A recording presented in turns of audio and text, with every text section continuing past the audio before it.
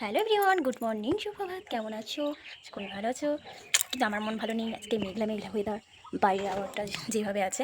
তো আজকে আমি একটা ফেস প্যাক মুখে ইউজ করব, যেটা তোমরা বলো মুখে এত গ্লোয়িং কেন আসে। তো চলো তোমাদের ব্যাক ক্যামেরায় দেখাই কী কী ইউজ করে নিই টোটকা। তো চলো।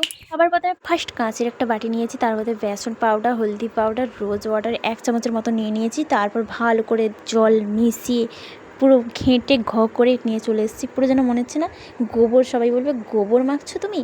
আর পরে বসে পড়েছি গোবর মাখার জন্য, যেটাকে তোমরা গোবর বলো।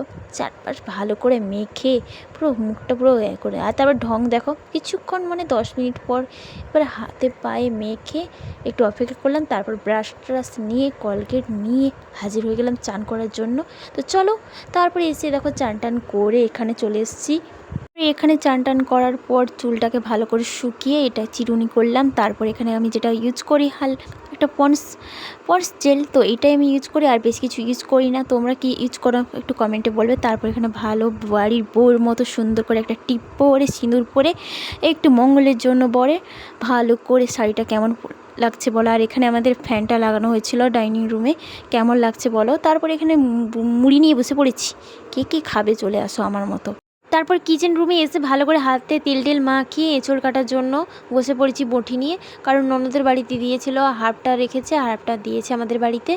আর ওখান থেকে ভালো করে ধুয়ে দিয়েছে। তবুও আমার ভয় লাগছে যদি আঠা লেগে যায়, বলে না পিড়িতে কাঁঠালে আঠা লাগলে পরে ছাড়ে না, সেরকম আমার ব্যাপারটা। যদি একবার লেগে যায় আঠা, হাতে আর ছাড়বে না, তখন 12টা বেজে যাবে আমার হাতে, পুরো 12টা থেকে 1টা বেজে যাবে।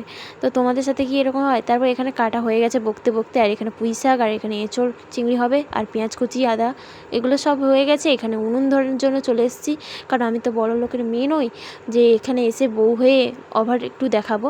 তো এখানে আমি বলতে বলতে সেদ্ধ বসে দিয়েছি এঁচড়টা, আলু। তো চলো বাটাবাটি করে নিই, ভালো বকতে বকতে তোমাদের সাথে একটু বাটাবাটি করে নিই। তো আদা বাটা হয়ে গেছে এখানে আমার, আর বাটাবাটি করার পর চলো এখানে সেদ্ধ হয়ে গেছে এঁচড়টা। এঁচড় চিংড়িটা সেদ্ধ হওয়ার পরে এখানে বসে দিয়েছিলাম মশলা কষানোর সাথে সাথে, দিয়ে দিলাম জল, দেওয়ার সাথে সাথে ফুটছে তরকারিটা, আর খুব সুন্দর গন্ধ বেরিয়েছে। এখানে কিন্তু রসুন ইউজ করিনি, এখানে আমাদের এখানে গ্রামে হচ্ছে ভগদা, তাই জন্য। তারপরে এখানে রান্না টান্না শেষ করে এসে আমি রুমে বিশ্রাম নিচ্ছিলাম, ভালো লাগছে না, আর রুমে গোছানো হচ্ছে, রুমটা ভালো করে গুছিয়ে দিলাম। তারপর চলো এখানে এসে ডাইনিং টেবিলে বরকে শ্বশুরকে খেতে দিলাম।